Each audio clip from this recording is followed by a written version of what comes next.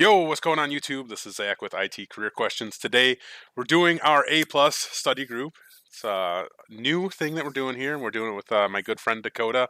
We had him on 2 weeks ago or so, a week ago. He just working in IT, just got his 901, and now we're going to talk a little bit about the A Plus. So let me bring him on right now.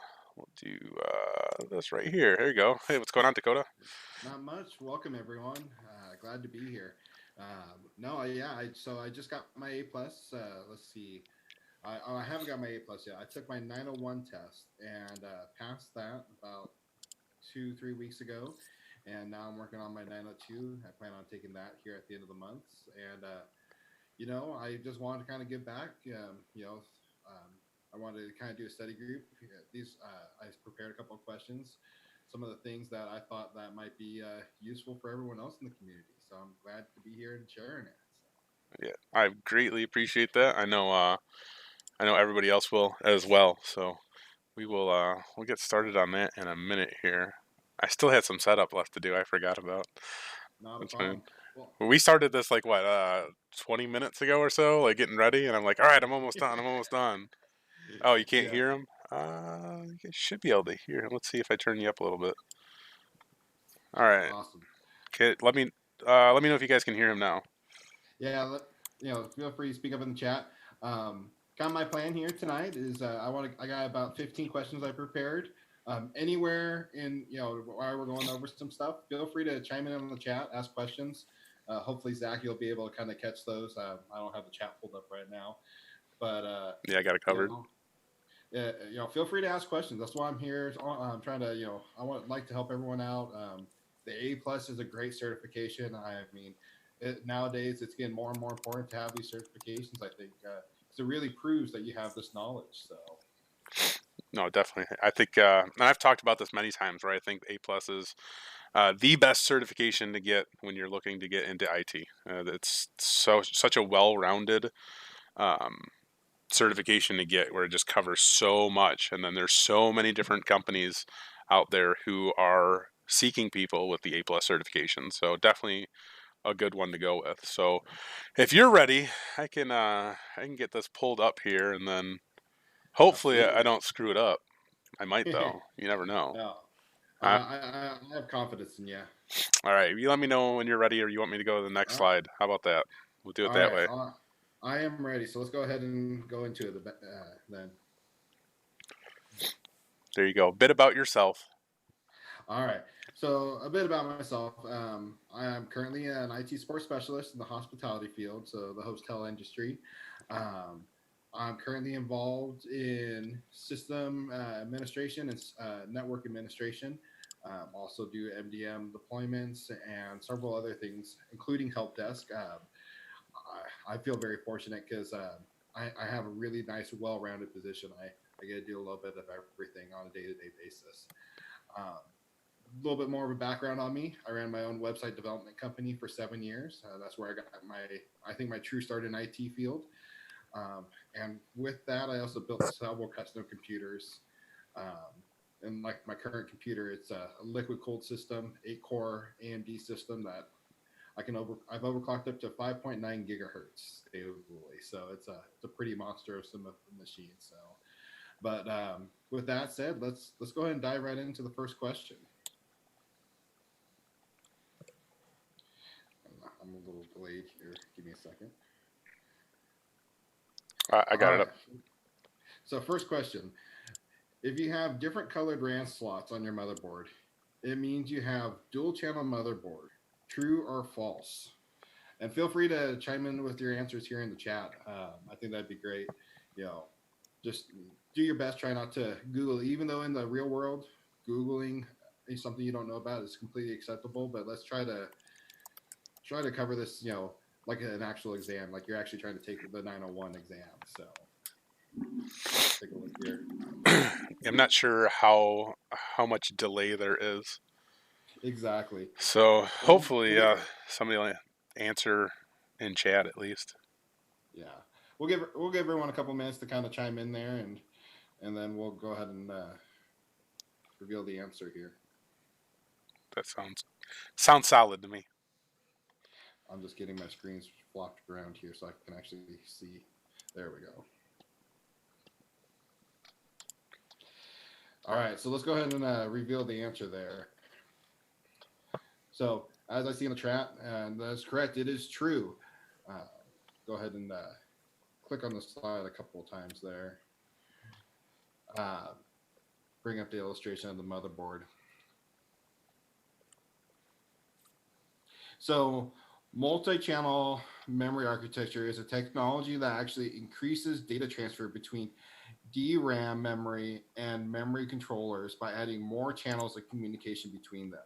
So dual channel is not to be confused with double data rate also. Double data rate, or DDR, or we also hear nowadays DDR2 and 3, is a completely separate technology. But dual channel, it actually splits split your two memory streams into two separate channels. In theory, not quite doubling the throughput, but very much so increasing it. So go ahead and click on the slide one more time. So you can see here in this picture, the two RAM slots here are circled in yellow. So you can see two of them are the four RAM slots. Two of them are black and two of them are red. Oh, that's all right. So yeah, you can see I highlighted the two blue slots or the two black slots there. It's very key if you're not going to fill up all your RAM slots to only run in the same channel with the same type of memory. So you can run two in the black and two in the red, but you don't want to have one memory slot in the black and one in the red, or whatever color your memory board is. So it looks like we got quite a few people answering that. Correct. What about quad channel? There is quad channel out there. Just it's pretty much the same theory as dual channel, just with four channels instead. So let's go ahead and go to the next question.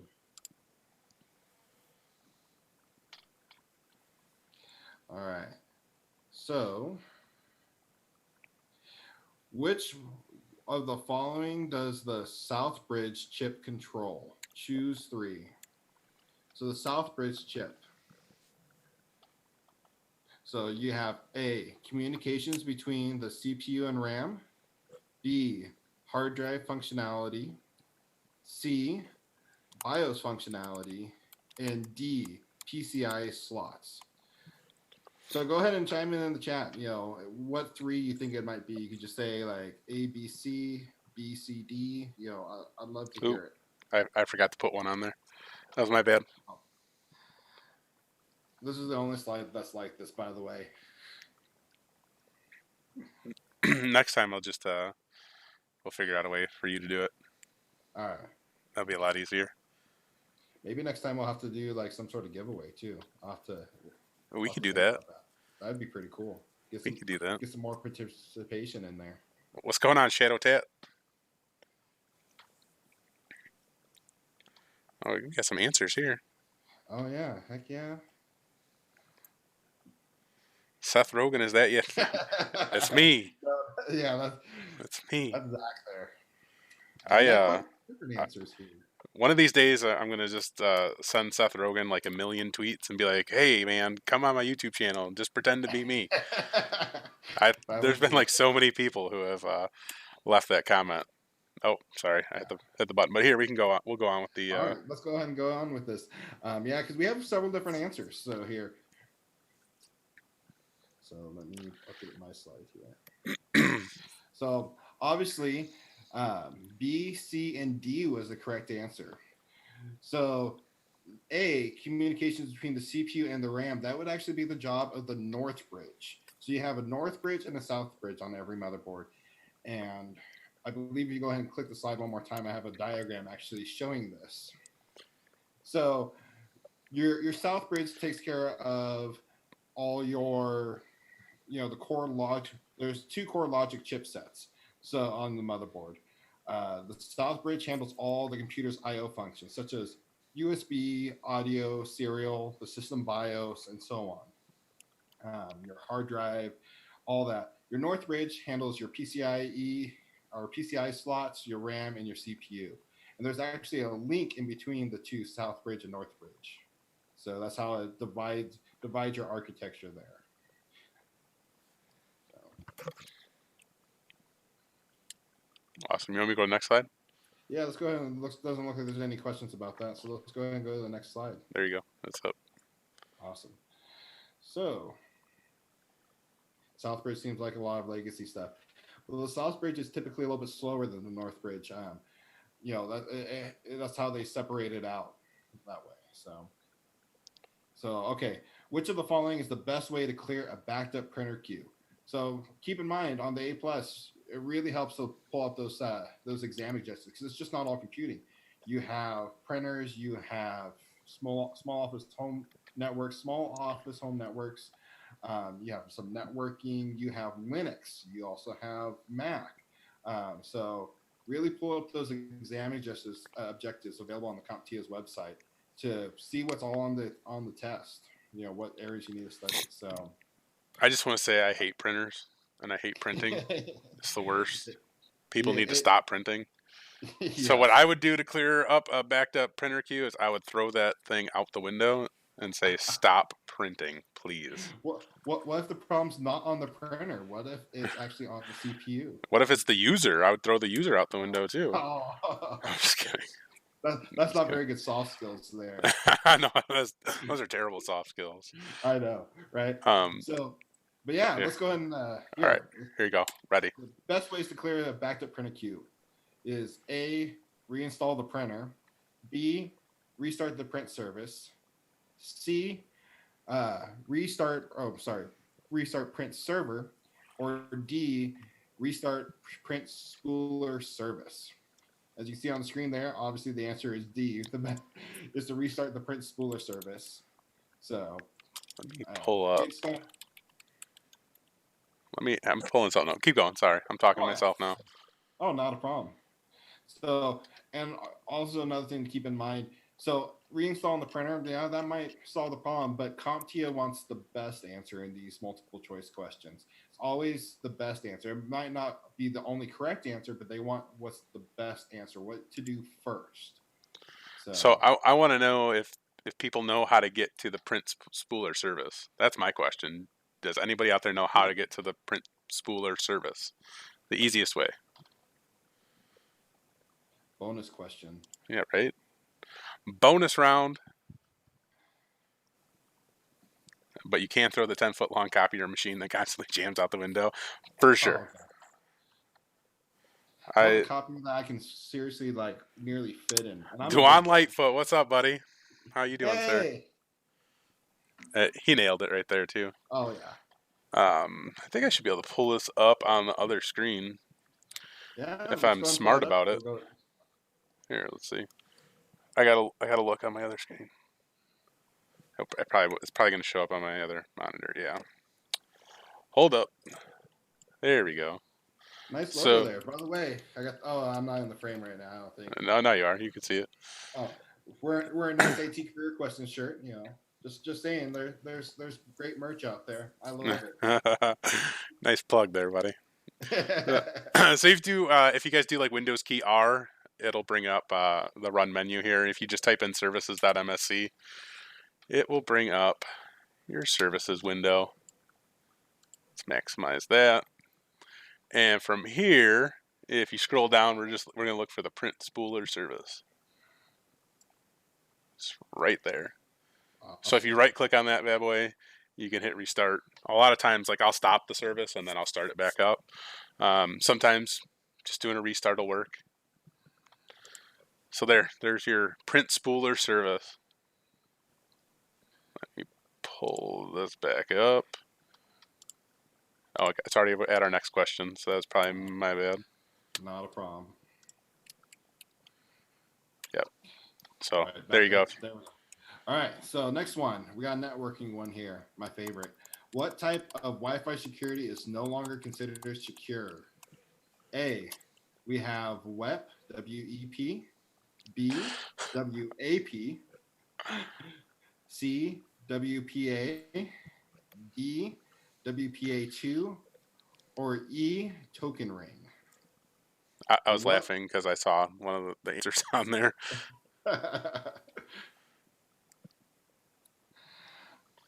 have to have a little bit of fun of it with it, right? Yeah. I hope no one picks E. I mean, I mean, again, several gosh, different answers. why Awesome. eat potatoes? Nice. That's awesome. All right, we got some All right, answers, so I'll go to the next one. let's go ahead. So obviously, answer is A, WEP. So web security is no longer considered secure.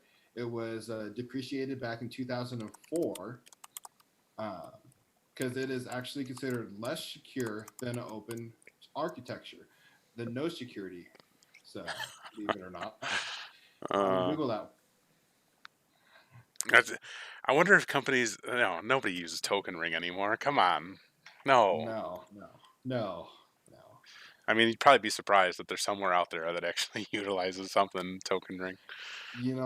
I would not be surprised And whatsoever. they're probably So running a bunch of like Windows 98 computers. yeah. Oh man, Oh gosh. government does. I see that. That's kind of where I was thinking Really? too. But man, Well, it might be one of those things. Security by you know legacy. Is that yeah, such a I thing? guess them and their floppy drives for the nuke codes and all that. Oh gosh. All right, Yeah. we'll go to the next question. Awesome. All right. Next question. What protocol allows you to assign IP address information to host dynamically?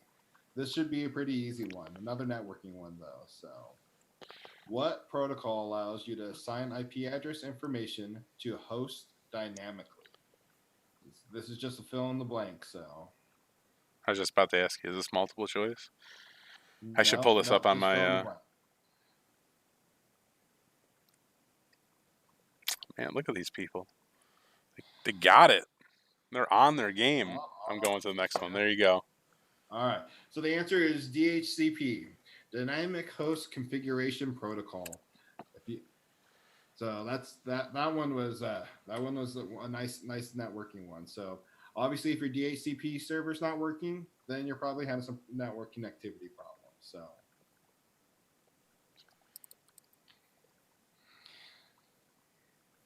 yeah, the Hang on. Sorry. DHCP server, a client server protocol that automatically provides a IP address host with or internet protocol host with an IP address and other related configuration information such as subnet mask and default gateway. So if you have an improperly configured DHCP server, that can also give you problems too. Passed your CSENT last week. Congratulations. Oh, congrats, man. Sorry, I I was know. posting on the Twitters.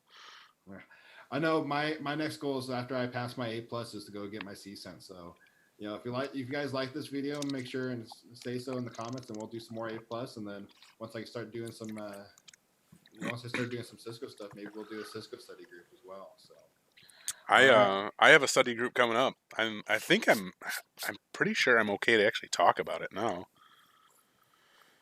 let's bring it up. Go Well, ahead. I don't know. We'll see. I won't bring it up just yet, but I will be All doing a right. study group, and it is going to be really exciting. Yeah. As soon as I'm able to share about it, I will be making a video on that very soon. Um, Awesome. yeah, I'm pumped up about that. Anyway, next slide. All right. Next slide. What is the Apple protocol for sharing network resources? This one is a multiple choice one. Oop, I can't type. There you go. All right. So, what is the Apple protocol for sharing network resources? A. Apple Network Protocol, ANP. B. Apple Filing Protocol, AFP. C. Common Internet File System, CIFS. Or D. Network Core Protocol, NCP. Who cares about Apple? It's on the CompTIA A plus exam. You gotta know Who Linux cares about and it? both Apple. I'm using an Apple. Come on, what the Yeah. heck? Well, And it's not just also like Apple laptops. You actually have to learn iOS and Android as well. Those things are also covered in your A plus exam. something to bring up while you're kind of talking about that is the fact that coming January, there's a new A plus coming out, which I would imagine is going to cover more mobility and more security in it. It actually Have is you going seen to. have you seen the new the objectives yet? The I new I haven't seen them. I don't think I've CT has I spoke. officially put them out, but I've seen No, I've some heard some preview things, of them. Yeah. but I mean, I'm excited for it. We'll be talking about it once it gets Yeah. closer to coming out. All right. So let's go ahead and let's There you reveal go. the answer. So the answer is B, the Apple Filing Protocol, formerly known as Apple Talk Filing Protocol, is the correct answer. A, I think, is a profile is the Apple Network Protocol. I made that up. That doesn't exist. uh, You fooled me. It sounded C, legit. yeah, exactly. C, the CIFS, Common Internet Filing System, is actually pretty much the Windows equivalent to the Apple Filing Protocol. That's how you get your network drives and your network resources is through CIFS.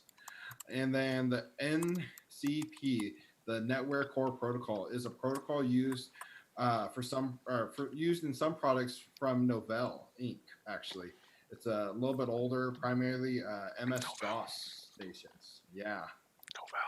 Novell's terrible. So yeah, the it's Apple Filing Protocol, and actually, for your A plus exam, you'll not only need to know the name of the protocol and what it stands for, but you'll need to know how to use it, the port number, and the actual TCP or UDP communications protocol. So those are all things you need to study up for the A plus exam. Why doesn't everyone use one protocol? John asks. That's a great John. question. And you Well, know, there's yeah, there. I'll yeah, let you go ahead and that's explain about yours. all you Yeah, could say. Is just yeah. exactly. That's Yeah, it. That's the only. That's the only answer you can give. I think everybody wants to have their own. exactly. You know, Well, and that's then everyone has their own port number, and then they have UDP and TCP transmission types depending on the mhm. application. We're transmitting UDP right now for the live stream because if we drop a few frames of data, then who cares about it? We need to continue on type of thing. Right. So that's for a whole nother live stream. I could That spend oh, like that definitely is for sure. hours I talking like about that topic also. It's a good one to it. Yeah. to actually talk on UDP and TCP and things like that. Absolutely. That's a whole crazy world. So, all right, let's go ahead and go on to the next one. I didn't see any other questions. All right, here we go. You're up. All right. Oh, here's a fun one. I like this one. So what type of network do you create when using Bluetooth? A, LAN, Oh, B, MAN, C, WAN, or P, or I'm sorry, or D, PAN. So LAN, MAN, WAN, or PAN is our answers here. is What that kind of is that like Peter network do you Pan? create? Yep, exactly, like Peter Pan. All right. And people are already answering. Man, that's awesome. Well, here you go. Yeah, let's go ahead. Everyone's right. Pan, Pancakes. pancakes. Uh-oh. I think we lost Dakota for a A second there. man is a metropolitan area. You got me still? Yeah, yeah. You like Okay. you froze up and then it Oh sped you up yeah, really quick. I'm still frozen on my screen here. So, anyways, a LAN local area network. A MAN is actually a metropolitan area network. WAN, obviously, wide area network, and PAN is a personal area network. So,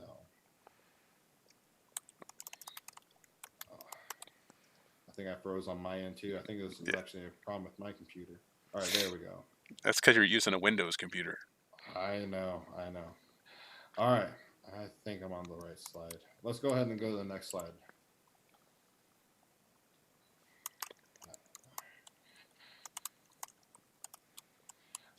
Oops, There you there go. we go. That's Okay. up. So, what protocol provides a directory structure for users with accounts and other type of information? This is fill in the blank, not multiple choice. What type of protocol provides a directory structure for users or for use with users and other type of information? So we're looking for a protocol name. a little bit tougher. This is a Windows-based question as well. Maybe that's why it froze. It's a Windows-based question. It knew. Yeah, your computer knew. Oh, this is Windows. We don't want to cover this. Anybody with an answer on that one? What protocol provides a directory structure for use with user accounts and other types of information? Nice. I wonder There if you someone go. Googled that though. It was a little delayed on the responses. I think someone pulled out the Google, which is Cheaters. okay. No, Yeah, yeah. in the real world, you will always use Google. I mean, I Every use single Google on day. yeah every single day. I can guarantee you I've searched something. But that also adds to your knowledge base. So let's go ahead and if you don't have it up There already, you go. let's go ahead and pull it up on the screen. So LDAP is the correct answer.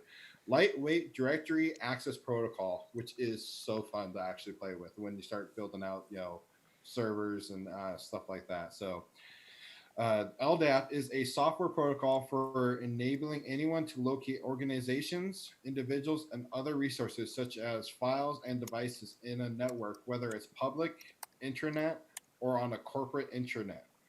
So, lightweight directory access protocol. YouTube got Uh, hacked earlier? yeah, I sent you actually a link about that. I don't know if it was hacked, but I know it went down Yeah, I saw it went yesterday. down last night. Everybody was crying about it. Yeah, Oh my god, my free service isn't working. Let's complain about it. I mean, exactly. I pay the $10 a month for the whatever the YouTube like Red or whatever. It's not Red YouTube anymore, but Red. it's the Yeah. music. I get, you know. Oh yeah. But even still, like this is technology, people. It's not 100%. It's never going to be 100%. Exactly. It's gonna go down. It's fine. It happens. It's not the end of the world. But so many people are crying about that, just like they cry when Facebook does something. Like, Exactly. please stop crying about a free service. Which test are we working on? We're working on the A plus test. Specifically, pretty much all these questions that I have tonight are from the 901 exam. So the first exam in the series is the 901 exam. Um, as Zach mentioned earlier, come January, I believe CompTIA is bringing out the 10 series exam. They're bringing out a new exam, but the exams typically overlap actually. So you'll have all the way up until I believe June to take the 901 test. So if you're just now getting into it now, go out and don't wait. There's no reason to wait because you get the same A plus certification. I don't believe actually the certification says whether you pass the 901 or the 9 series or the 10 series exam. So go out and get that certification today. There's no reason to keep on putting it off. So Yeah, I mean, where you're at right now, it's a couple months difference, so it's not really. yeah, So like whatever. Besides, in exactly. 3 years, So you have to renew it anyway. So in 3 years, well, hopefully, you aren't going to renew your A plus. yeah, You're going to study for like your Net Plus or your Security Plus security or plus something. exactly. Yeah, I mean that's the way to do it. I mean, I plan on my plan currently is get my A plus, and then I love Cisco, so I'm gonna go with the Cisco route, get my CCNA and route and switch, and then I might jump back to a little bit of server or security plus, and then I also want to go get my Microsoft Server 2016 certs as well because we are deploying brand new servers at my work, and it is so much fun. I mean, I look forward to that so much. So space them out. No, I'm going all out. I love getting my certifications. It's such a good feeling, and just I love. I mean, in this field, you always have to study. If I wasn't studying for a certification, I'd be studying something else anyway, so I stay relevant. So you really got to constantly study. I agree 100% on that. Couldn't have said it any better myself. All right. Well, There's let's a go ahead and go couple. to the next. Oh, there's more questions. Go ahead. Well, there's just some random questions. I think I'm going to try to answer a lot of these, like some of the questions that aren't relevant to the study group towards the end. So if you guys stick around, uh, Yeah, after we get through with this, I'll answer some of the questions that you guys have that aren't related to the A plus study group. So stay with us. absolutely. But we'll I'll go to stick the next one. around too. Here's the next one. It's up. All right. Name 3 internet connection technology that works with POTS. POTS. I'm not going to tell you what that stands for because that'd probably give it away. Is This is that just is a is fill that in the like blank. reefer? Not the same kind. That's not the same So kind as no, reefer. Oh, no, all right. not the good kind of pots either. Uh, you live in a state that has legalized pots, don't you? I do. I'm Uh, currently not in. I'm actually on the road in Boise right now, Boise, Idaho. So I don't know if they have it legalized over here in Idaho or not. I would imagine not. Yeah, I think but the only yeah, legal thing there is potatoes. they got some pretty good beer over here. I'll say that. Oh, all right, fair enough. So I'm All right. curious. I see someone finally actually got what POTS stood for. So in the chat, that's pretty good. I had to actually look that up when I was studying. I did not have a clue what POTS was. So let's go ahead and just go ahead and show the answers. I see some correct ones here. So There we go. That's my POTS. bad. Oh, not a problem. There we go. I think, yep. So POT stands for plain old telephone service. And obviously, that's why I didn't want to say what it was, that would give it away. Um, Plain old telephone service. So your DSL comes through a phone line, your dial up, and then also the other correct answer would be ICDN, which is Integrated Service Digital Network. Which that's another thing you'll have to learn for your A plus exam. Not So only I can't drive this enough. Not just what the abbreviation stands for, but you actually need to know how the technologies work too. So it's crazy. The A plus is intense. I mean, it really gives you the fundamental knowledge about so many different things. absolutely. Well, they And, want to make sure you have a good basis.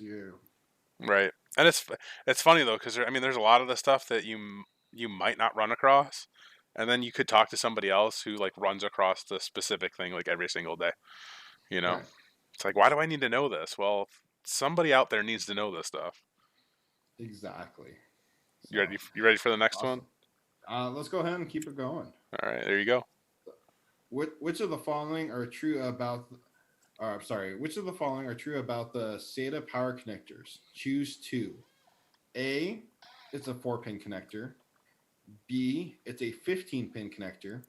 C, two pins have power. Two pins have power. One at 12 volts and the other at 5 volts. Or D, three pins have power. One at 3.3 volts, one at 5 volts, and one at 12 volts. So SATA power connector. So we got to pick two, not just one. I'm actually drawing a blank on this one. That's funny. I see a lot of correct answers in the chat already, so let's go ahead and go with it. All right, there you go. So B and C. It's a 15-pin connector, and I believe if you click on it one more time, there should be a photo of the actual connector. But it's a 15-pin connector. A lot of times you'll see it connecting to like your optical drives or your hard drives, providing them power. It has three different power outputs: 3.3 volts, 5 volts, and 12 volts. So there's a photo of it right there. What your typical SATA power connector looks like.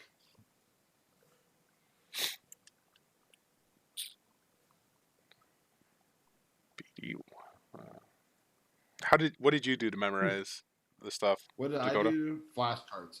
So I actually so I studied through CBT Nuggets, and through CBT Nuggets they actually created flashcards for you that I could pull up on my phone, and it would come up every day, 20 different questions, and I'd rate it how well I knew the topics, and depending on how well I knew it, it would bring it back sooner or later.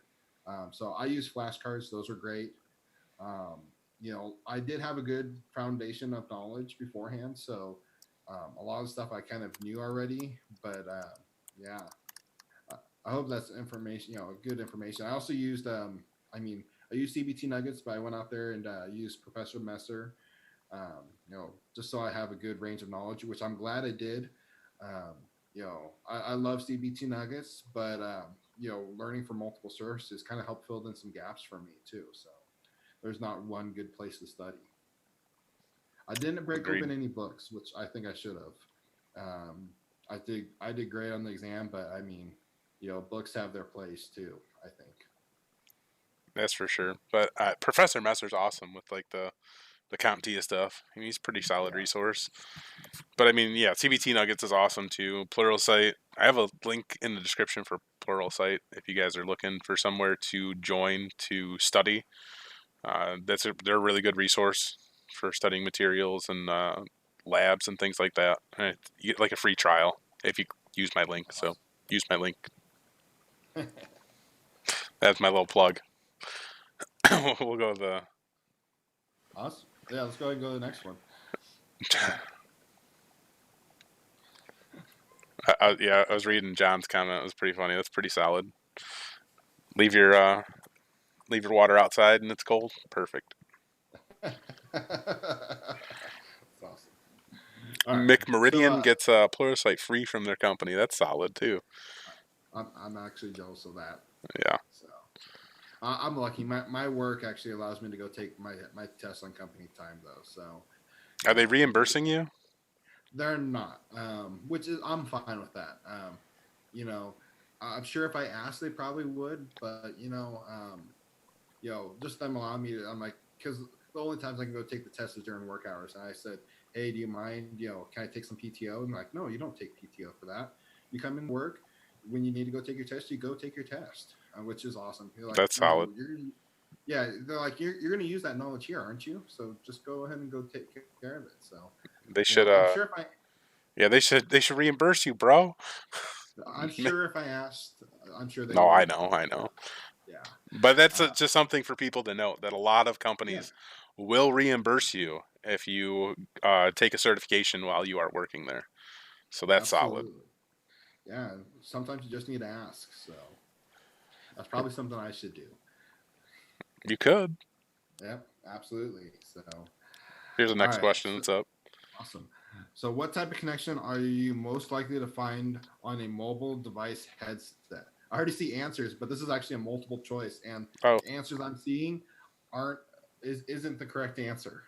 So, what type of connection are you most likely to find on a mobile device headset? A. USB, B. RCA, C. Lightning, D. TRRS, or E. RJ45.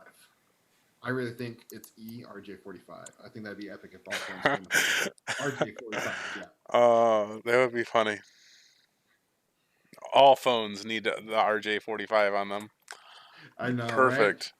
I would say USB. That would be my guess. Yeah, and I think I this think I'm thinking of it right now. If I said, right. okay, it's 2018, what would I see the most? Would be it's all USB. You plug it in, it's USB. Right. So all And right, we'll go with the answer. We'll see. let's go ahead and reveal the answer. I see a lot of different answers, but TRRS, get out of here. TRRS. Yep, that is because they again remember the most likely. You also kind of got to think of the exam. We're getting on a 3-year-old exam. Right, USB audio, for mobile headsets actually wasn't super common. So right, that might be something they might revamp in the new certification because a lot of phones aren't coming with a headphone jack anymore. right. Just because of That and that. that's why I said I would just say USB because the TRR are whatever. The terse don't make sense. Yep. Tip, ring, and sleeve is what TRRS stands for who wants to know. But yeah, that when I was writing that question, I kind of had mixed emotions about it because the new iPhones they use the Lightning port, right? So that's how their headphones connect. But the most common is still the TRRS, or TRRRS, depending on what type of phone you have and connection. And then you put lightning on there. You're such a jerk. I know. Stupid iPhones. But again, I wanted to drive home the point. The most likely. That is what CompTIA looks for. Is the most Right. likely. So Well, that's shoot. I why. mean, like so many people use iPhones and they don't have the stupid port on there anymore. Yeah. Even the Exactly. Pixels don't have them. Exactly. So that might be something they change in the new revision. But currently, from everything I can't say that is that is going to be on your exam or nothing. Obviously, because I did sign that. I wouldn't talk about that. But that is the most likely. I think all phones need to go to USB-C. It's my I'm personal opinion. surprised they haven't yet. I'm really disappointed in Apple because their MacBook Pros are all USB-C, and now all their iPhones are still not USB-C, and it's really infuriating. They're gonna ride that out forever. I mean, It's the stupidest thing I've ever seen. they've always had a different connector. Why wouldn't they make it like lightning everywhere? I mean, Yeah. anyway, here we go. Next question. I'm all about the USB-C to the MacBook Pro, but the phones really need to get caught up with the times, I think. But coming from an Android user. Well, So. with the Pixel, it's USB-C. So, and the Pixel, the charger, like each end of it is a USB-C connection. So like the brick has like the USB-C Really? input That's in awesome. it. So like with my MacBook, it's perfect because I just plug in my Pixel, like no issues. But no, not an iPhone. You got to get here. Here's what you have to do for plugging everything into the new MacBooks. This cute little converter, and this actually came with the Pixel. Cute little USB 3.0 to USB-C converter there. Yeah, my Note 9 came with one of those as well. Oh man! All right, here we got the next question up. All right, next question. What type of address do you get when DHCP server is not functioning? So earlier we were talking about DHCP and what it does. What type of address do you get when it is not functioning? This is multiple choice here. So there you go. A, you get a MAC address. B, an LDAP, which we covered that earlier what that was. So hopefully no one answers B. C, a APIPA. D, NIP, or C, NIC. So, no clue. I mean, you don't get assigned your MAC address through any type of function. So, MAC address is permanent. So let's go ahead and just we're seeing a lot of answers. So let's go ahead and do it. So yes. A MAC address that's permanently burned into your NIC card. That tells you what E is a NIC card, your network interface card. So either of those weren't it, obviously. LDAP, we talked about that earlier, lightweight directory access protocol. So that wouldn't be it. The correct answer is APIPA, automatic private IP addressing. So this is a Windows function that provides DHCP autoconfig addressing. And if you click on the slide one more time, we'll have an example of that type of address. It's actually a people will assign a Class B address from the 169.254.0.0 to 192. Or I'm sorry, 169.254.255.255. So if you happen to log into your computer and it has no network configure, no network connection, and you see an address starting with 169, your DHCP is not working properly. That you might have network connectivity, but DHCP is not assigning a proper address. So, heck yeah, though. I love me some DHCPs. Yeah, it makes life easy. It does. I couldn't imagine back in the day having to assign static IPs to everyone on the network, and then something gets broken. Yeah, I remember dealing with only static IPs like way back in like the early 2000s, even. Oh gosh. With the network that I was working on, it was terrible. Yeah, it's absolutely terrible. I think we're ready for the. All right, let's go ahead and go with the next one. Sorry, I just John. reading chat a little. Yeah, that's what I was doing. John, you're on a. You're the network you're using isn't DHCP. Sorry, I can't talk. I'm like trying to read and talk at the same time. It's just not working well in my favor. Thing. All right. Well, let's go ahead and go to the next one. What type of PC expansion card allows you to insert additional cards above and parallel to the motherboard? This is a fill in the blank, which you'll have plenty of those on the CompTIA exam, by the way. They say right there in your exam objectives, fill in the blank, performance-based questions, multiple choice. So, what type of PC expansion card allows you to insert additional cards above and parallel to the motherboard?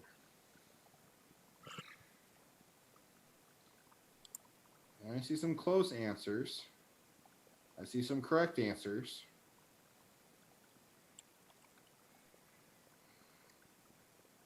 All right. Let's go ahead and show it. So the answer is a riser card. And I believe if you click on it again, or it may have brought up the photo automatically.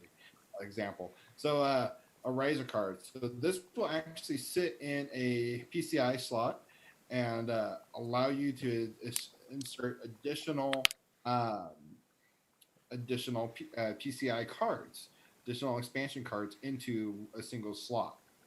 Um, I believe a daughter board, I do believe they consider that as an acceptable answer. It is not the most likely answer, but a daughter board actually would do a similar thing. So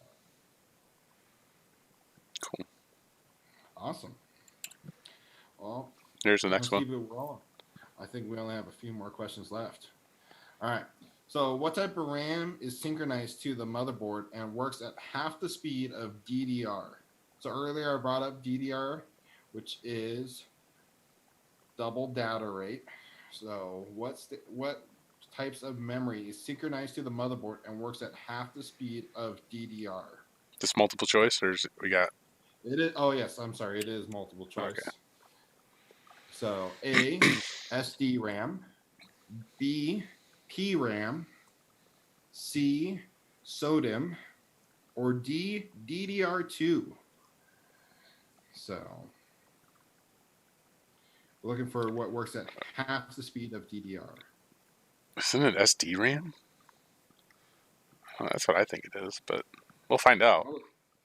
I see a lot of answers. A lot of people are saying it's A. So let's Oh go ahead yeah, and let's see. review. All right, let's go for it. All right, sweet, good Yep. deal. So Yes. SDRAM, synchronous dynamic random access memory. Yep. And obviously, like I said earlier, DDR stands for double data rate. So which doubles the data rate. So regular SDRAM transfers data on the rising edge of the clock signal. What DDR does is actually transmits data on both the rising edge and the falling edge of the clock signal. That's how they double the throughput. So You're so smart.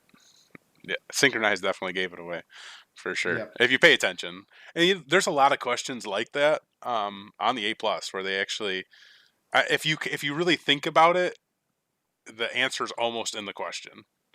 exactly. So really quick, I have a daily double question here. Does anyone know what SODIMM stands for? So what does C stand for? SODIMM.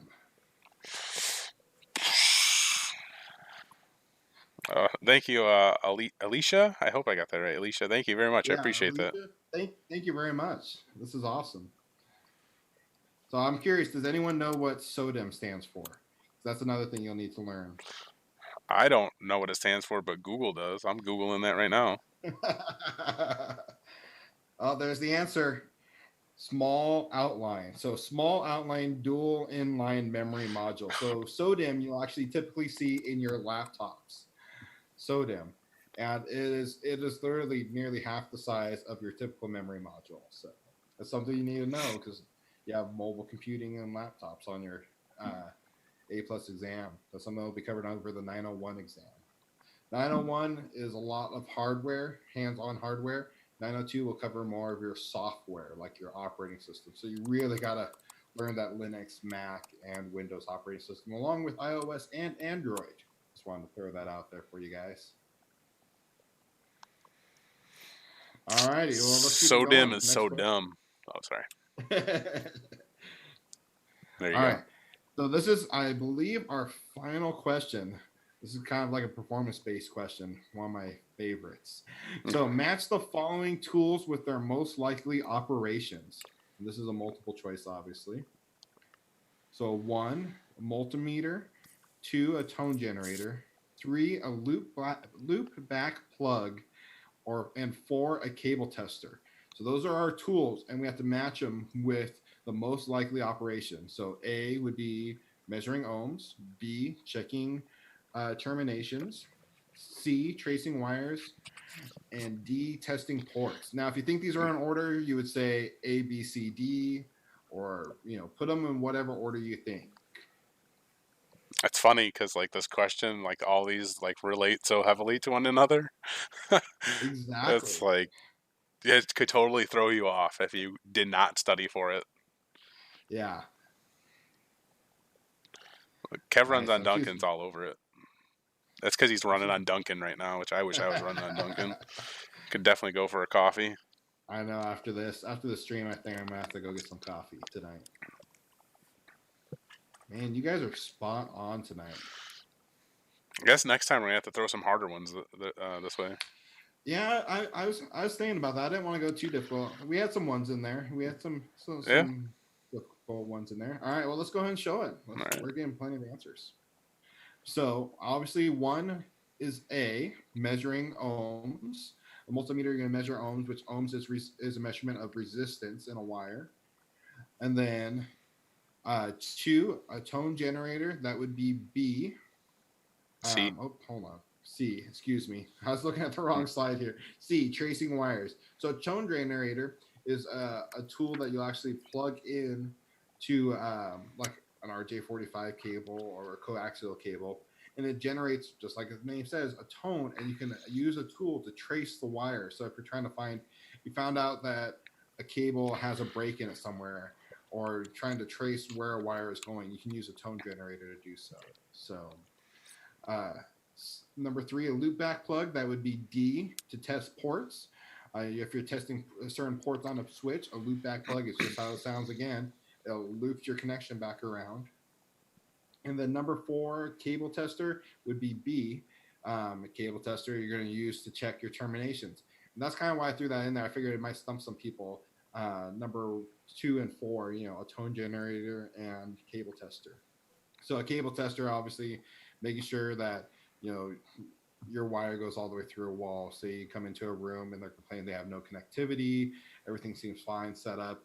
So you connect your cable tester and see if that outlet in that room has actual internet connectivity. So they make some pretty cool tools out there to do that. I use that on a daily basis, I'm sure. I wish I would have brought it out here. When we do some more networking stuff, I'll bring out this little thing that I got. It's called gosh, what's it called?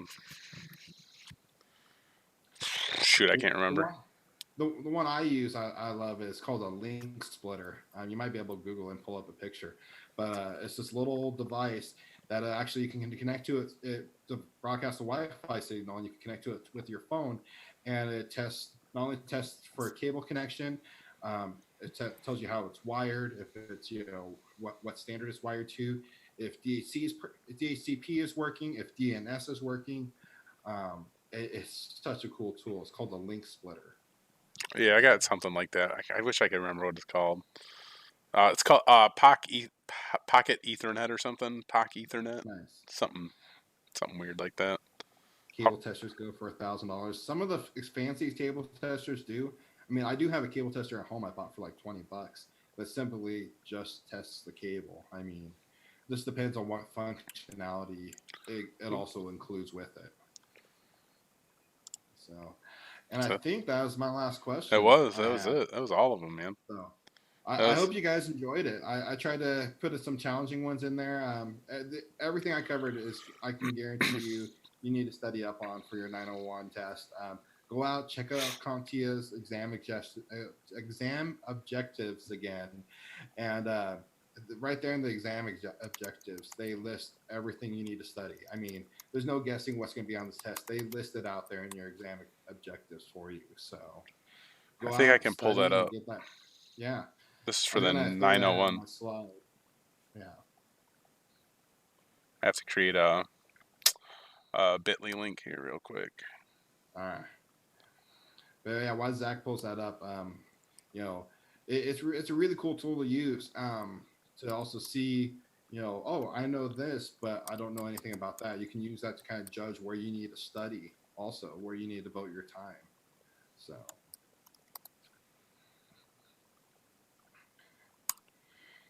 Joseph, you missed the video. Yeah, it'll be available on replay, and you can just follow right along with it. So, There's the any other? A plus exam objectives for the 901. This is Cert Blaster has them. I'm trying to see if I can find the 902. There we go.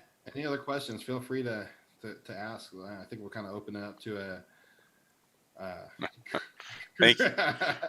Thanks, John. Thank you, John. Appreciate that. But yeah, let's feel free. We're gonna open this up to kind of AMA, and you know, I'll be more than glad to answer any questions, since I'm sure so will Zach. So Yeah, why don't you? thanks, LDAP. I think the last time I had you on, you just got your 901. Mm-hmm. And we're talking about that. We're talking about how I think the video title was like that you got what, an entry level job with no certs, no experience, no degree. So Yeah, that's absolutely. you right now. Except now you have your 901. I Uh, have my 901, and I do have a cert now. that name I'm looks not. familiar. Thank you, Melissa. That's awesome. Thank you. But Appreciate that. yeah, I went out and got my CMNO certification. So that's a Cisco Meraki Network Operator certification. We use a lot of Cisco Meraki gear at all our properties, and if you haven't checked out the Meraki line of products, that's actually really cool. Cloud based defined networking. It's the future. So I went out and got that certification from Cisco, which is it's actually a 1 day class and certification. But they to take that exam, they expect you to have a C plus, or I'm sorry, not C plus, a CCNA level knowledge. So they expect you already have taken your CCNA and have that experience already, or 2 years in the field. So back, I studied the CCNA. Man, that hotel internet that you got there, buddy, is pretty bad. You need to get get your help desk team over there to fix it. Yeah, it looks like Dakota's dropped on us. He's just frozen. That's all right.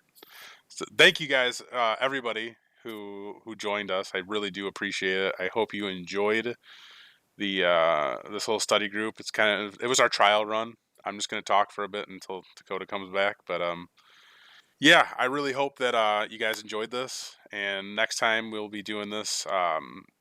Hopefully we'll put some harder questions in there.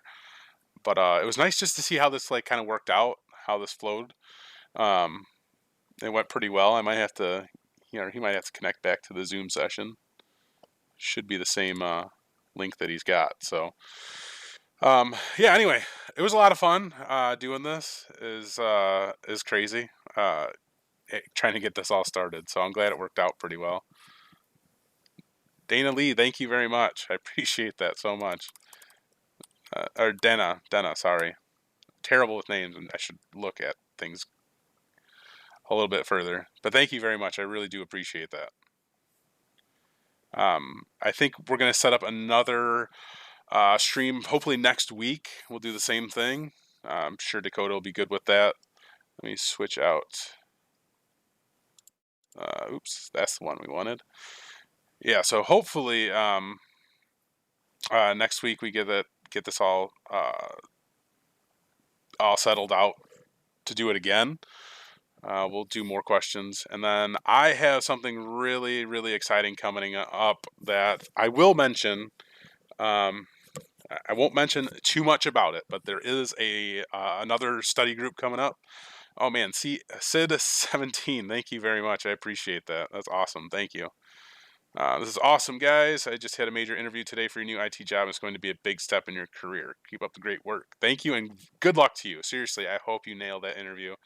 And if we did anything at all to help you at any point, or I did anything at all to help you at any point, I'm happy I could help. If you have any questions that I can't answer, I will definitely try to help you out the best that I can. But definitely, good luck, and I hope you get that job. I think Dakota's coming back. I heard the Zoom thing. I bet you his Windows machine froze, so that's why he's having some issues. pull up. Yeah, he should be coming back here. What was I saying? I think I was going to say in the Hello. news, but hey, what's going on, Dakota? I'll get Oh, you back up sorry here. about that. Did you have to reboot Windows 95? No reboot of Windows 95. All No, right. it's a known issue we're actually experiencing. We're in the process of dragging fiber into the hotel here, so Solid. I'm still going yeah. to go with it. It's Windows 95 and you had to reboot. So, sorry. Sorry, No, boss. it's 98 special edition. Get it right. Oh, God. I remember using that. That was fun. That was fun back in the day. I still own a PC that runs Oh, Windows my 98 God. special edition. That's terrible. I don't know why I still have it. I just never get rid of it. I'm Just sure for my wife fun. will chime in. Yeah, Yeah, your wife's going to throw that away now. I hope she does. exactly. Please go throw that Awesome. away for him.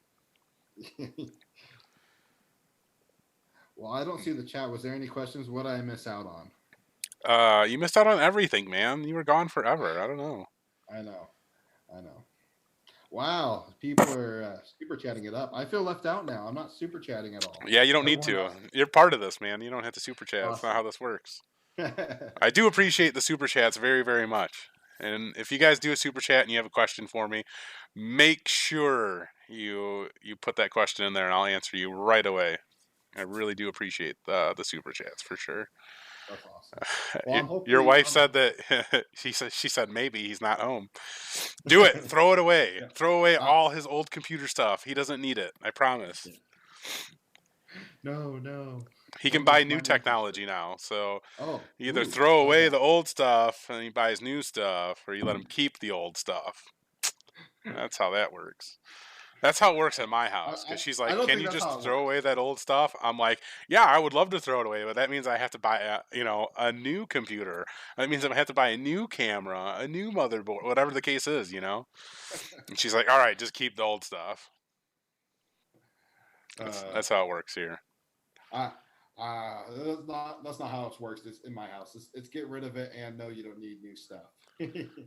That's a pretty sweet shirt that you have on there. I keep seeing I like know. the top of it. That's awesome. Here, there we go. Uh, Sweet. Awesome. Good I deal. love this shirt. I love My that boss shirt was too. asking. My boss was actually asking me about it the other day, so Yeah. I had to go into the cool story about it. Like IT career questions. What's that? Yeah. Awesome. Let's see. Jonathan says A plus or start 2-year degree. I mean, Jonathan, Oh, those are two completely different things when you think about it. A plus is so great for your entry level type of position and things like that. A degree, I mean, honestly, a degree is always going to be one step ahead of a lot of certifications. Not all of them, but a lot of them. When you're just starting out, sometimes the degree can definitely be in your favor. But the A plus is still a great certification, and it can still help you get jobs because there are plenty of jobs out there that just require an A plus. Dakota? matter of fact, I say if you're going to get the 2 year degree, still go get your A plus. Oh, for sure. Absolutely, and it also depends on what your end goal is too. I mean, are you looking to like what type of job are you wanting to land? What's your future?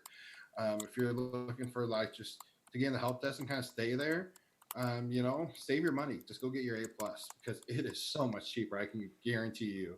And especially but if you're looking for that high end job and you have the funds and availability and the time to devote to a degree, sure, go out and get it. For sure. Just that wasn't the path for me. Um, yeah, I didn't get my degree, and I was lucky enough. I entered the field with no certs either. Yeah, for sure. So, Here's a couple questions I got answered. So Samuel asks if I have any recommendations for where to get study materials for the Network Plus. So I did leave it in the chat. So Pluralsight, you can hit the link in the description. You get a free trial. There's also IT Pro TV. There's CBT Nuggets. There's Skillsoft. I mean, there's a lot of material out there. Professor Messer is probably going to be the best free resource that you can use if you just go on YouTube and search for Professor Messer. Excuse me. He'll come up. He does Network Plus material. Um, so those are some resources that you can check out. And then Dana, did I say that right this time? You said I got it right the first time, but I just want to make sure. Uh, Any recommendations for to get practice tests? I thought Pluralsight had some practice tests on there, but I I think know CBT Nuggets does. They Dina, use Dina, sorry, terrible. Go so ahead. sorry to cut in there as well, but yeah. So when I studied through CBT Nuggets, they have actually a really nice practice exam. It gives you really good feedback. And what I did is I took the practice exam before I started studying, so I knew what areas I needed to focus on because it later they give you 90 to 100 questions, and it really lined out what my strengths and weaknesses were. So I knew where I needed to devote more time. So if you're busy, got a busy schedule, you don't want to try to, you already know some information, I'd recommend doing that too. For sure. Yes, Steve-O said CertMaster. Yeah, CertMaster is that's a something that good one. I'll be talking about here soon. Um, let's see, like Linux Academy had really good practice tests. I mean, they do more than just Linux over there. Um, who else? Who else was I going to talk about? I think there's another one. Professor Messer, he has some practice like pop Oh quiz yeah, question stuff. he does. It's not necessarily a practice exam, but he has. You can go back through all his pop quiz questions and go back Oh through the yeah, you could months do and that stuff. for sure. So Yeah, he's such a that's good a free resource for option. this stuff. Yeah, yeah. But I think I named them all. We got CBT Nuggets, Pluralsight, IT Pro TV, Skillsoft, Linux Academy, even.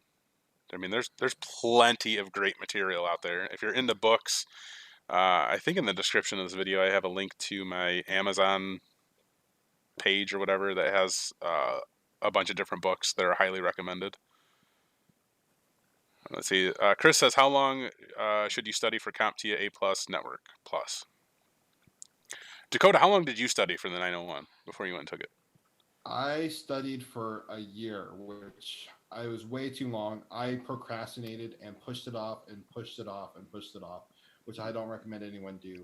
Um, for my 902, I'm studying for a month. I gave myself a deadline. I went out and I'm scheduling my exam, and I Awesome. feel confident. But everyone's different. Yep. That's such a hard answer. It is. It It's a hard depends. question for sure. Yeah, depends on how busy your life is. Through all of this, I always had a full time job or two. It seemed like, and so everyone's different. But Yep. don't procrastinate like I did. I'd even go as far as say, you know, go ahead and pay the money, buy your buy your exam, and schedule it. That way, you have motivation to keep on going. It's like, oh, I know I have that exam coming up. That's I've what I'm got going to to keep do studying. for sure. So Buy the voucher and then schedule it, and then you're forced to do it. yeah. And the key to CompTIA also I want to mention is if you're a student, if you have a student email address, you can get discounts on the vouchers. Pretty good, pretty deep discounts. That's the way actually I ended up doing it because I'm still a student at my local community college. So Holler. It's the way to do it. absolutely, just So, oh, go ahead. Go ahead. just another reason not to have an excuse not to go get your exam because you can save get a discount on it and then go get your exam and then it pays for itself. It really does. Yeah, and I think like the A plus is only like what $325, something like that. Oh, gosh, I don't know the full price to be honest with you because I just looked at the student pricing. How much was So the student pricing? like $96. Oh, that's sick. That's so Yeah, sweet. I think it's like half off. I mean, so I Yeah. think it's like 219 or something. Yeah, I paid $96 for my voucher. So I mean, yeah, utilize that if you have it. If you're a student somewhere, by all means, go there. $96 compared to $325. I mean, Exactly. 211 per test. I thought it was three. Oh, maybe I'm thinking of Cisco. That's what I'm thinking of. Cisco's 325. Yeah, My that sounds bad. about right. My bad. That's for your A plus. I don't know. I think the other exams might vary a little bit as well, though. So Yeah, I think they're all relatively the same yeah, they're price. all in the same ballpark. Um, let's see. Any discounts for non-students? There are discounts for non-students out there. Yeah, if Um, you I think if you reach out to CompTIA, they could probably direct you in the right area to find discounts. Because at the end of the day, CompTIA is making money. So yeah. what Oh, you know? Yeah, exactly. Ben, I didn't mean to skip you. Where can students get the discount? So there's I'll see if I can pull up the link for it here. There's this like a whole separate store just for the CompTIA student discounts. Let's see if I can pull it up. I think in just like future advice, like it's always beneficial for you to reach out to some of these companies directly with questions like this. Not that I think we don't. I mean, I want to help you. I think that's the best advice I can give you is to reach out to companies like CompTIA and Cisco and ask them directly, like, "Hey, do you know of any discounts that are out there right now?" A lot of the times they will answer you and they will give you, the best resource. Sometimes you might have to go through their little sales pitch or something like that, but at the end of it, you could end up saving a bunch of money. So do that. Take 10, 15 minutes out of your day, call them up and ask them about it. Zach, I'm going to send you the link so you can share it with everyone else. All right, That's the link I just found. I'll pull it up right now.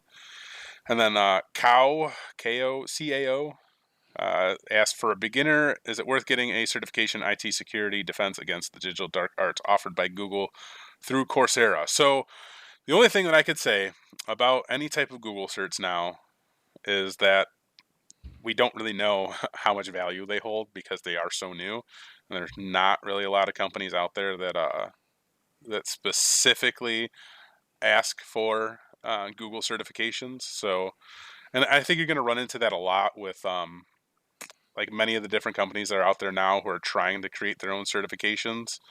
I know, let's see, like Test Out is trying to do it, and somebody else I feel like is trying to do it also. But until companies recognize them as a valued certification, that's really when you're going to find more value in them. Let's see, I this is agree. cert vouchers. Okay, let's see. Here we go. Here's the link for the cert vouchers. And Chris asked, does it expire? So the CompTIA certifications expire every 3 years. You don't have to retake. So if you could take the A plus right now in 2018, so come 2021, right? Is that my math? My math, yeah, 2020. My math is terrible. I can't do it real quick like that. Just kidding. We're good. So 2021, you don't have to renew your A plus certification. You could at that point in time take your Security Plus certification, and then your A plus will renew at that time. So that's like one of the most solid things that CompTIA has done.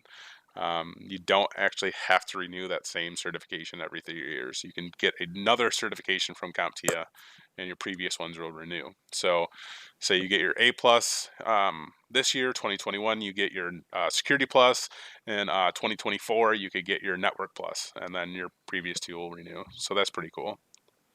I hope you don't wait that long between exams, though. Right, right. But it almost makes sense to do it that way. You know,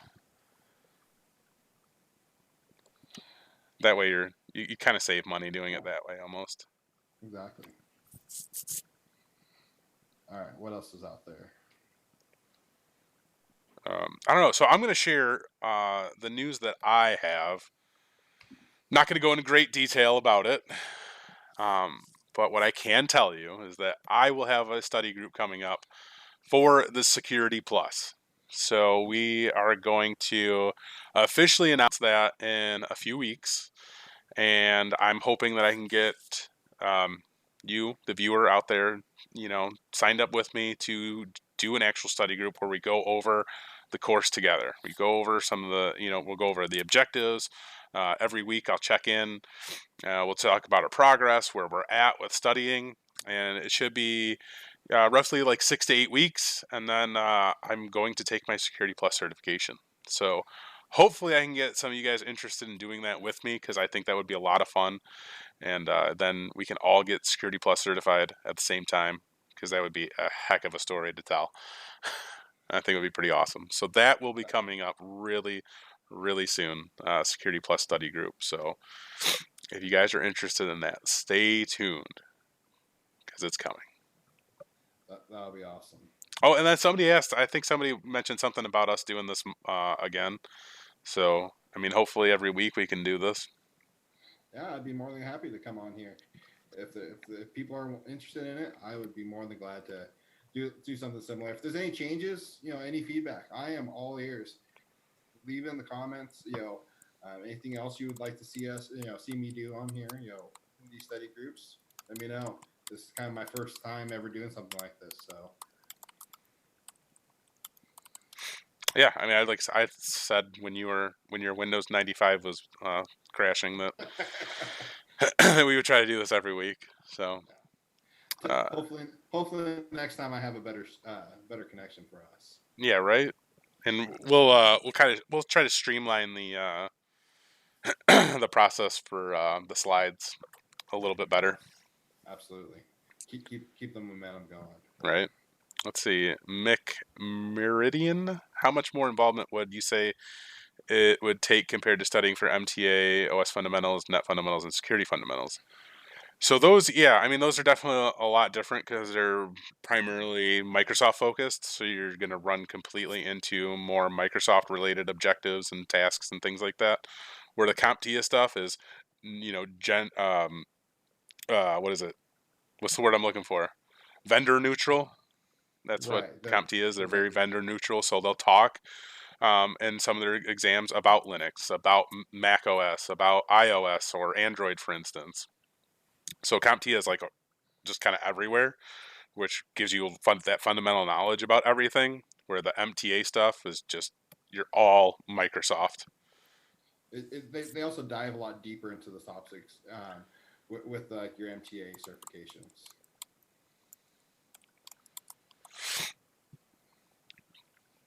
So yeah, thank you CCNA, CCNP, CCIE, or written. That's quite the name there. Uh, yeah, CCNA. This person said earlier in the chat that the A plus is only good for basically like entry level roles and things like that, which is partly true. However, there are many jobs out there that will even require you have an A plus, even if you're going to be like a sysadmin or network engineer, for instance. If a job requires that you have an A plus, you have to have it. Now, don't expect to get a network engineer job, with just an A plus, because I mean, sure, if you know somebody, then yeah, it could happen. But otherwise, you're not going to get a network engineer job with just an A plus. Maybe with a cool beard, you might be able to get it. Just saying. That's true. That's true. You have no But there are skills, but I instances like like your that beard. where it's all about who you know. It's not about what you know, but still, even high level jobs. I mean, jobs for the government, the U.S. government, you have to have CompTIA certifications. So you got to think about that also. Let's see. You have to buy 901 and 902 to get your CompTIA A plus. So yes, I mean you could be 901 certified, which is great and dandy, but you got to get both of them to have your A plus. Yeah. Let's see. Still Hansel's. hanging up my little piece of paper that said I passed the exam. I still hung that up on the wall though. I'm Yeah, I bringing mean that up. that's cool though. I mean I would do the same thing. Let's see. Hansel says, Zach, we need a video explaining about how IT companies are compounded, the way that they work, or are distributed. Thanks for the passion. Excuse me. Uh, IT companies are compounded, the way they work, or is distributed. Can you be more specific on that? I think I have a general idea on what you're asking, but if you could be more specific. Either way, I'll definitely try to make a video for you if I can. McMeridian says they know a senior network admin that only has an A plus that you know of. And yeah, so the great thing about IT is like if you have like lots of years of experience, then you can definitely get some of these higher level jobs like a network admin, network engineer without certifications. And this person could just have an A plus certification, but they also could have 12 years of experience as a network admin or in networking in some way. So it's easier for them to kind of get into those roles. But I would never expect like right now, if you have no experience, you have no certifications, no degree, that you go and get an A plus, you'll get like a network admin job. It's not going to happen unless you know somebody. And I still, even if you know somebody and you were to do that, I still wouldn't do it because you have no idea what the heck you're getting yourself into.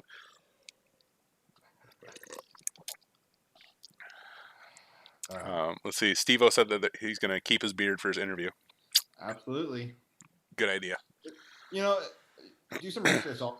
see what the company's like. I mean, if it's a company you've been into before, have you seen the dress code?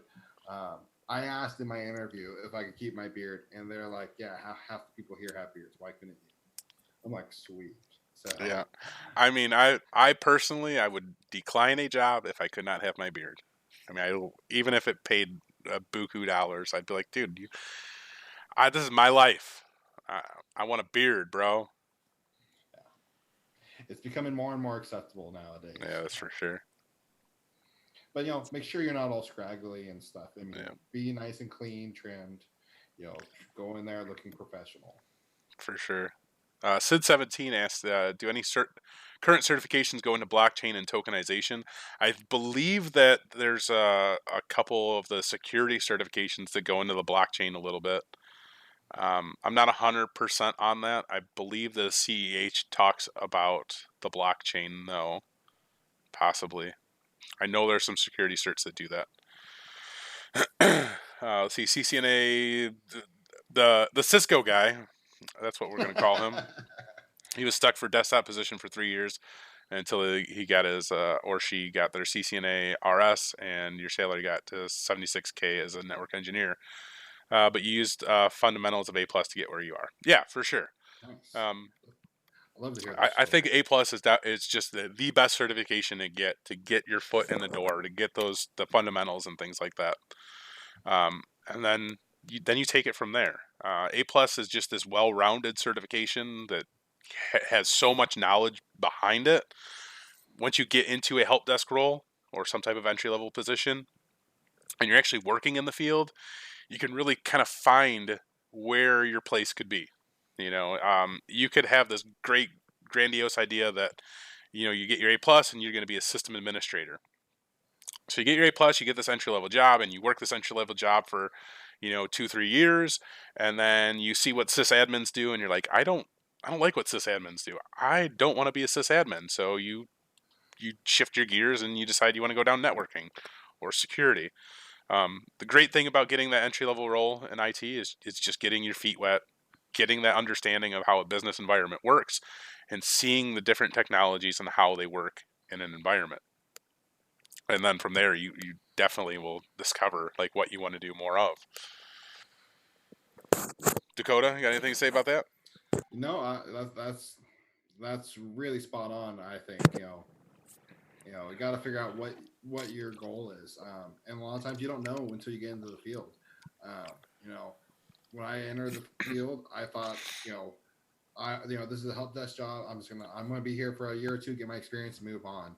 I found out I really love it, but my help desk job isn't your typical one. I have to say, one day I'm doing mobile device management deployments. The next day I'm doing network engineering, which is crazy. I mean, just a couple weeks ago, I was sending Zach some pictures of I was down at a new property, and I'm physically racking equipment into a hotel that's there's no walls on it yet.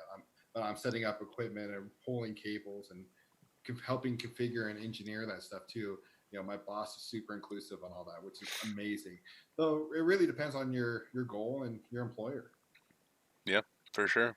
So RXM98 says possible to get or ask possible to get entry level at 75 to 100K a year salary. I'm guessing is what they're asking with only certs, and what certs they want to change careers but don't really want a drastic pay cut. So those kind of questions are very hard to answer because I don't know where you live. Yeah. So that's going to make a huge, huge impact on how much a job pays. Entry level jobs typically anywhere that you look aren't going to pay that much money. But and especially with like entry level certs. And when I think about entry level certs, I'm thinking like A plus, Net plus, the CCENT even, MTAs, the MTAs, those are entry level. Those, I mean, it's possible that you could find a job that pays that much money. I think your chances are very, very low of finding a job that pays that much with just entry level certifications and no experience or degrees and things like that. Yeah, You I'd definitely say have you're to push more probably. towards. Oh, go ahead. Sorry. Oh, sorry. I was gonna say your ballpark would probably be around the $30,000 to $40,000 range for an entry level position with no. with just a couple certs. Any entry level position really. Yeah. So I know, like, excuse me, sorry. Entry level positions around here are like they start around $18 an hour or so. So that would be like somebody with like an A+, or even like no experience and things like that. You get your entry level help desk job. You'd be looking around $18 an hour or more. Once you obviously start getting up into the higher level jobs, then it'll drastically increase. One thing I'll say is I was in the same boat. So I had a job. I was making $60,000, $70,000 a year, and that was my biggest fear. That was what held me back for so long. Is making the transition to IT was that pay cut. But I just got to a point in my life where I said I was done. I was done with my everyday job. I want to be in IT, and I have a wonderful wife at home that supported me in my decision. And I was lucky enough where I actually ended up not taking a huge pay cut. Again, extremely blessed there. But you gotta weigh how bad you want to be in the IT field. If you want something bad enough, you're gonna find ways to make it work. You'll cut out that extra McDonald's or something. And no, it's only temporary because once you get that job, once you get that entry level job, and you keep on studying, getting your certifications, that wage is only temporary. It's only bound. Yep. Oh, there you go, cutting out again. Windows 95 crashing on Dakota again. So yeah, to go with kind of what he was saying, and based off of the chat that I'm seeing here, a lot of entry level jobs, depending on where you live, are going to pay sometimes a lot less than $18 an hour. I have a video that I'm putting together that kind of talks about the the salary ranges with entry level jobs because it's a huge problem, and it's the problem that we've created as um, as people who work in IT. We actually did kind of create that problem. Jonathan, thank you. Yeah, I'm sorry. I've been fighting off this cold like crazy, but thank you, thank you very much.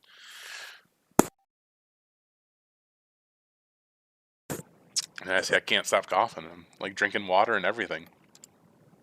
Um, so yeah, the video I'm putting together from on that will I'm hoping come out in the next week or two. It's a video that I'm like really passionate about because it's gonna make a lot of people really mad, but there's a lot of truth behind it.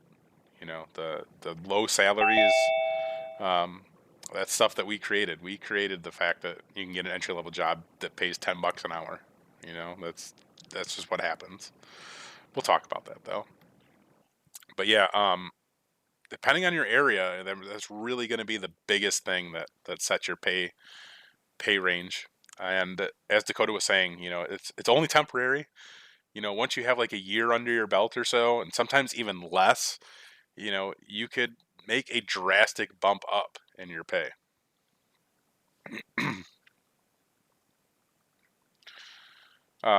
So the Cisco guy, Cisco dash written, so we're calling the Cisco person there.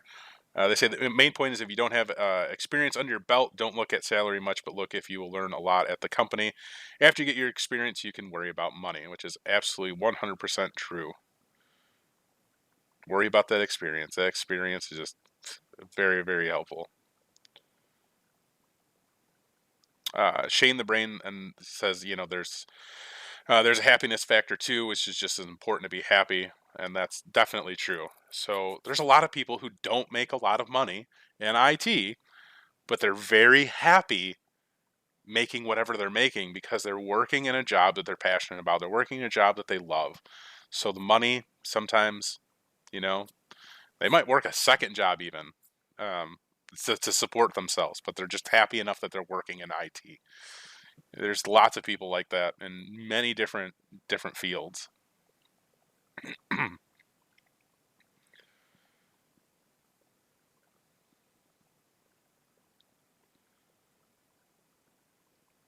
But yeah, there's a Tim Tran says that they just got a IT job today and the pay is crap. Which, I mean, that happens. We'll talk about it. Oh, Dakota's back. How cute of him. to join us and restart Yes, Windows 95 I am back. again. Let's do the screen. That's the one we wanted.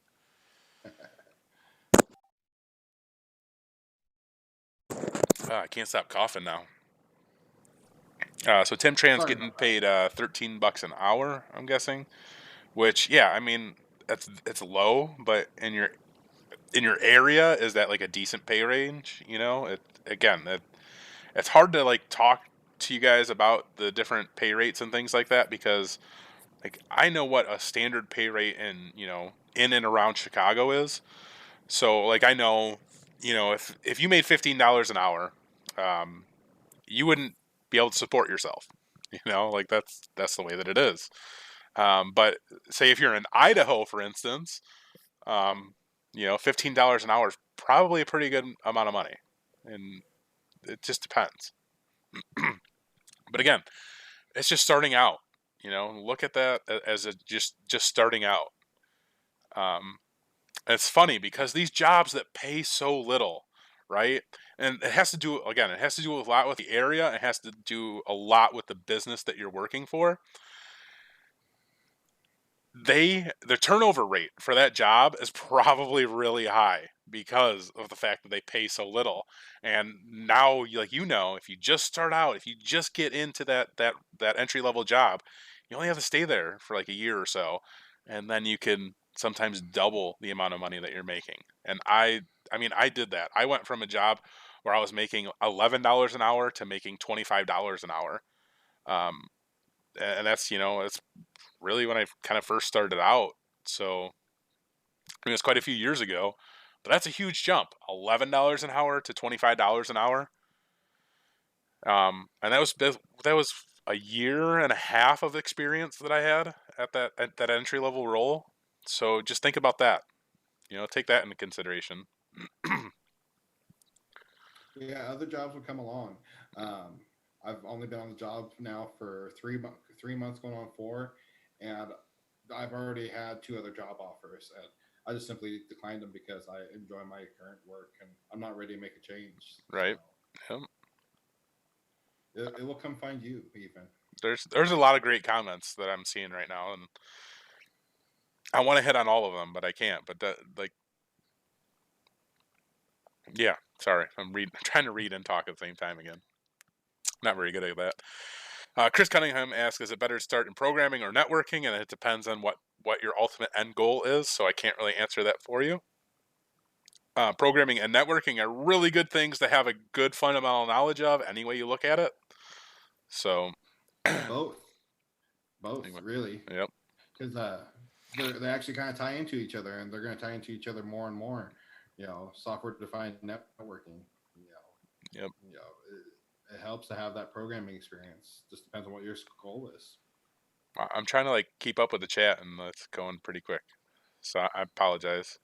Steve said there are some crap paying jobs, but you don't have to take them. I see entry level from 10 an hour to 20 plus an hour, which is very true. John says that he's always enjoyed using computers, just wish he had gotten into IT way sooner. Better late than never at all, which is very, very true. I wish I would have got into the areas of IT that really helped transform my career a lot earlier. But I didn't. But of course, I agree with you on the better late than never. Dakota, how old are you? I am, let's see, 28 now. So 28 now. He doesn't even know how old he is. He's so old. how So old are you, Zach? I will be 35 next year. So 34 right now. Old man. But I've been doing But this since I yeah, was like 18. see, I And you just just got my started. start in it. Yeah, I wish I would have started sooner. I wanted to start sooner, but life happens. I'm glad I still started though when I did. You know, there's there's no time to be. You're never too late to get in the game. Just do it if it's what you love. Sorry, I'm reading through these comments. There's No so problem. many comments. I get a little worried when I hear silence. I'm like, oh, did I cut out once again? Yeah, no, you didn't. You're good. Your Windows 95 is keeping up. Um, I'm looking for questions. Everybody's kind of talking, which is great. Personnel just reset customers' passwords at Blue Cross Shield, gets paid $20 an hour, but definitely depends on the company for sure. You wouldn't take $13 in Illinois, let alone California. Yeah, Illinois sucks. Stupid freaking state tax. God, I hate Illinois. Sorry, my little my little rant. Stupid Illinois. I didn't really rant about it. I could rant about Illinois because it's terrible. I need to move out of state where I don't get a state income tax taken. So stupid. Let's see. Dakota, did you cut out again? He did. Oh my god. He's got the worst internet connection I've ever seen in my life. Poor guy. Yeah, $13 an hour in California is really low. $12.50 in Panhandle, Florida is pretty good. That's crazy. Let's see. Steve-O, you'll rant with me. Steve-O, where are you at in Illinois? You don't have to be specific. Are there any certs that specialize in enterprise security? Some of the higher level certs will definitely, I wouldn't say specialize in enterprise security, but like the CISO and the CISP and things like that. That's more of that enterprise level. Yeah, Tim, just do it for the experience, man. That's all good. You'll be all good. Let's see. Yeah, property tax is terrible too. We just bought a new house, and our property tax I think went up like $2,200 for the year. It's ridiculous. So it's a $180,000 house, and the property taxes are like $5,500 a year. Chris Cunningham, you're in Illinois also? Man, I love all these Illinois people. What's up? I'm trying to keep up with all you guys. I'm sorry. It's really hard. Rom recently switched from law enforcement to help desk at 36 years, went to earning over 2K bi-weekly to $11 an hour doing a help desk job. Yep, that. I hate seeing that. I hate hearing that. I'm sorry. But it will get better. So just think about it that way. Let's see. Chris asks, how much time should someone expect to take to learn before starting their entry-level job? The thing about entry-level jobs is it's like you're going to learn, or you're going to be taught like everything that you need to know as you're getting into that job. So, how much you need to learn could vary based on the job that you're going to start working at that entry-level position. So I would keep that in mind.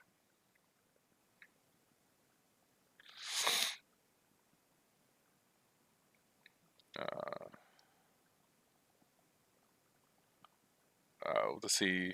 Yeah, so Dakota really is in a hotel. He's on the road working in Idaho. Telling you here in New York, where rent starts at 1.7K, you've seen jobs from 13 to like $20 an hour for entry level.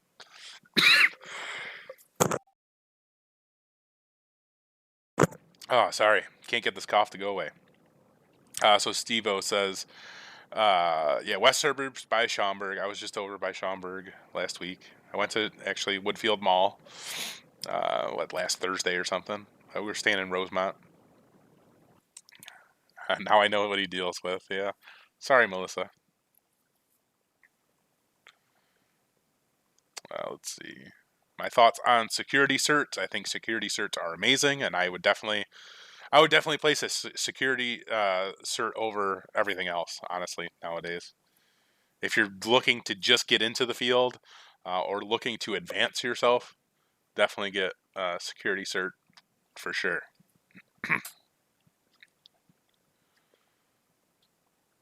Dakota's just gonna stay in the chat because he's on Windows 95. His internet sucks.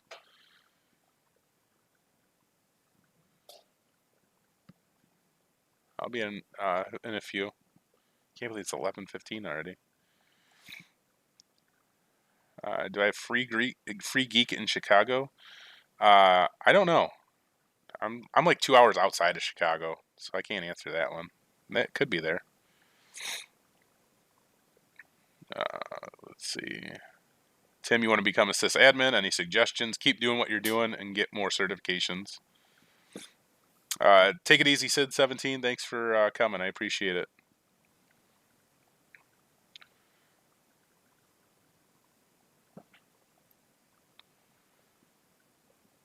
Yeah, so I actually live out in Dixon, which is, it's 2 hours outside of Chicago, but I go into Chicago often. I'm actually from Tinley Park, Illinois.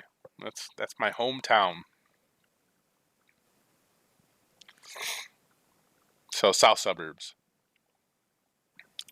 Let's see, Tyler. If already at entry level knock position, should you start studying Net Plus or CCENT or CCNA first?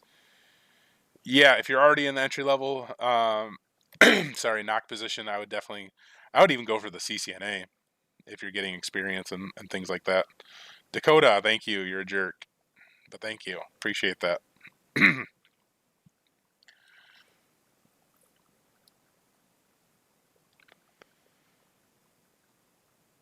But yeah, awesome.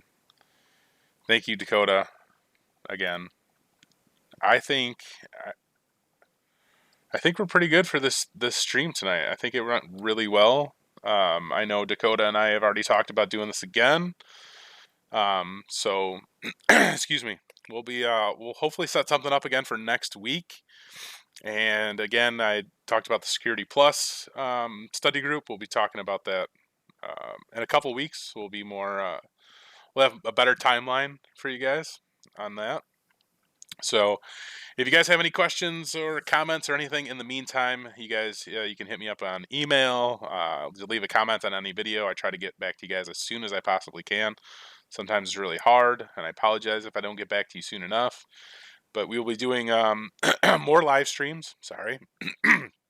Hopefully, I'm not sick for the next live streams. Tomorrow, we're actually doing another live stream with Broadus Palmer. He's from Linux Academy. He's a content creation specialist. He just got AWS certified, so we're going to chat with him. That's going to be a really fun and exciting live stream as well. I'm really looking forward to that one. As you guys know or may not know, I just got done running through my Linux Essentials course over at Linux Academy, and I really enjoyed that. So we'll talk about that a little bit too. And then, yeah, stay tuned for the next live streams that are coming up. So that's all I got for you guys tonight. Thank you again, Dakota, for coming on and going over the A+ study group. We'll schedule out another one for next week. Melissa, thank you for letting your husband come on here, even though, you guys are like away from each other and all that. But you supported us, and I appreciate that very much. And your husband's a very nice gentleman. I really like him a lot. So good job on picking him. He's pretty cool. But yeah, anyway, that's all I got for you guys tonight. So we're gonna end this stream, and hope you guys keep learning. Stay to the labs every day, and take it easy.